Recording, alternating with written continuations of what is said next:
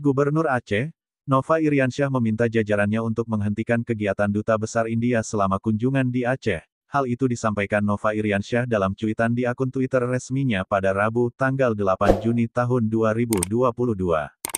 Ia mengatakan, masyarakat Aceh tidak bisa menerima atas pernyataan dua orang politisi India yang menghina agama Islam. Saya sudah minta dinas teknis dan staf khusus untuk mengakhiri kegiatan Dubes India di Banda Aceh. Daerah Aceh yang menerapkan syariat Islam, kita keberatan sekali terhadap pernyataan dua orang politisi India dari partai penguasanya yang menghina Islam dan Nabi Muhammad SAW, tulis Nova. Sebagai langkah tegas, Gubernur Aceh Nova Iriansyah meminta jajarannya, termasuk Dinas Penanaman Modal dan Pelayanan Terpadu Satu Pintu, DPMPTSP, Aceh untuk menunda kegiatan Duta Besar India di Aceh dalam urusan investasi.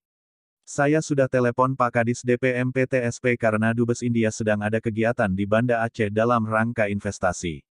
Saya minta dihentikan dulu kegiatannya dan menunda program-program India di Aceh, kata Nova, saat dikonfirmasi serambinews.com, Rabu, tanggal 8 Juni tahun 2022.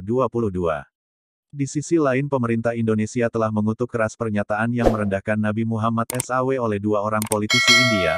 Pernyataan ini dikeluarkan Kementerian Luar Negeri Indonesia Kemlu, menanggapi ulah dua pejabat senior dari partai yang berkuasa mengeluarkan pernyataan kontroversial tentang Nabi Muhammad SAW.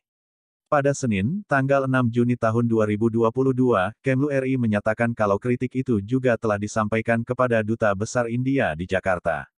Indonesia mengutuk keras pernyataan yang merendahkan Nabi Muhammad SAW oleh dua orang politisi India. Pesan ini telah disampaikan kepada Duta Besar India di Jakarta, tulis Kemlu RI lewat Twitter resmi.